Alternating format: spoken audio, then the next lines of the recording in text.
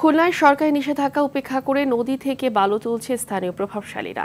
এতে উপকূলীয় দাকোপা, কয়রা ও পাইকাছি এলাকায় দেখা দিয়েছে ভাঙন। হুমকির মুখে পড়েছে শত শত একর ফসলি জমি।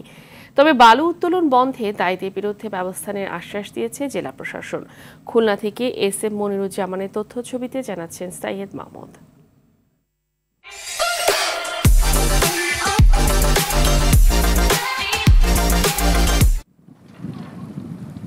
এমনিতেই প্রাকৃতিক দুর্যোগ সহ নানা কারণে মানবেতর জীবনযাপন করে খুলনার দাকোপ, পাইকগাছা, কয়রা ও বটিয়াঘাটার বাসিন্দারা।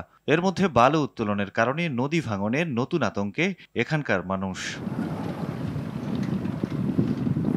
স্থানীয়দের অভিযোগ, খুলনার পশুর, ভদ্রা, শিবসা ও ভৈরব সহ বিভিন্ন নদী থেকে ড্রেজার মেশিন দিয়ে বালু উত্তোলন করছে স্থানীয় প্রভাবশালীরা।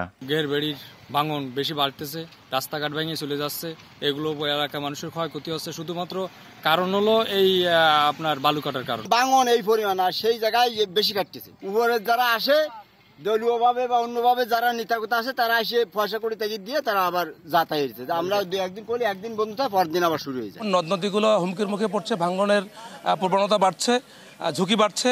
অন্যদিকে মানুষের যে স্বাস্থ্য ঝুঁকি বাড়ছে, এবং শুধুমাত্র মানুষের স্বাস্থ্য ঝুঁকি না, এখানে যে উদ্ভিদ, প্রাণী, সামগ্রিক যে প্রতিবেশের উপর একটা নেতিবাচক প্রভাব পড়ছে। বালু উত্তোলনের কাজে যুক্ত এক শ্রমিক বেশ কয়েকজনের নামও জানান।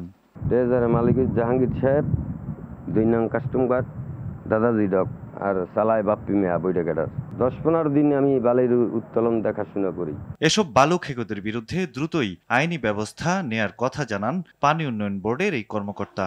যেসব নদীতে অবৈধভাবে বালু উত্তোলন হচ্ছে, আমরা এগুলো জেলা প্রশাসনের সহায়তায় এইসব অবৈধ বালু উত্তোলনের বিরুদ্ধে যথাযথ পদক্ষেপের গ্রহণ করার ব্যবস্থা করব। ভাঙন রোধে নদী তীর রক্ষার পাশাপাশি চিহ্নিত বালু উত্তোলনকারীদের বিরুদ্ধে ব্যবস্থা দেখতে চান খুলনাবাসী।